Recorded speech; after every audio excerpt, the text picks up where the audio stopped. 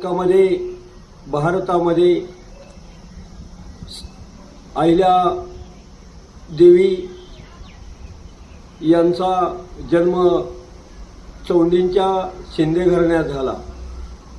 भारताचे श्रीमंत सरदार मल्हारराव होळकर साहेबांनी त्यांना आपल्या पुत्र खंडोजीसाठी आपली पत्नी म्हणून निवडलं आणि त्यांचा निर्णय भारतासाठी, इंदोरसाठी, महेश्वरीसाठी, महाराष्ट्रासाठी आणि एकूणच जो तळागाळातला जो धनगर समाज होता त्याला प्रेरणास्फूर्ती भारताला मिळाली। भारतीय लोकशाहीची बीजे राजमाता अहिल्यादेवी होळकर यांच्या रूपानं या देशामध्ये आजही आहेत। त्यांनी केलेली महसूल पद्धती, न्यायदान पद्धती, सैन्य व्यवस्था, राज्यकारभार आणि एकूण कन्याकुमारीपासून ते काश्मीरपर्यंत त्यांनी केलेली सेवा, नद्यावरील घाट असतील, अन्नछत्र असतील, शेतकऱ्यांना दिलासा असेल आणि ज्या भागामध्ये त्यांनी राज्य केले इंदूर परिसरामध्ये त्या भागामध्ये संपूर्ण जंगलामधला आदिवासी समाज त्यांनी त्या काळामध्ये पुढे आणला। त्यांचा मुलगा असेल आणि त्यांची पती असतील आणि श्रीमंत मल्हारराव होळकर साहेब असतील, त्यांनी त्या काळामध्ये इंदोरपासून ते राजधानी दिल्लीपर्यंत संपूर्ण फार मोठं राज्य केलं।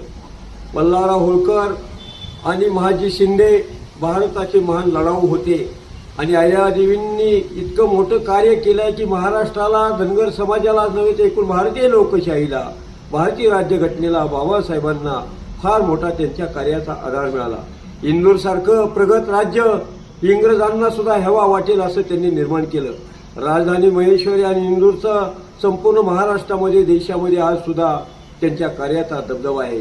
प्रशासन असेल, न्यायव्यवस्था असेल, महसूल व्यवस्था असेल, सैन्य व्यवस्था असेल, लोककल्याणकारी राज्य छत्रपती शिवाजी महाराजांच्या नंतर त्या काळामध्ये श्रीमंत मल्हारराव होळकरांनी निर्माण केलं आणि ते फार मोठं मजबूत राज्य श्रीमंत त्या काळामध्ये मल्हारराव होळकरांनी संपूर्ण भारतभर वाढवलं आणि श्रीमंत मल्हारराव होळकरांच्या नंतर अहिल्यादेवी होळकरांनी संपूर्ण हातात तलवार घेऊन संपूर्ण उत्कृष्ट राज्यकारभार जनतेच्या हितासाठी या देशामध्ये केला।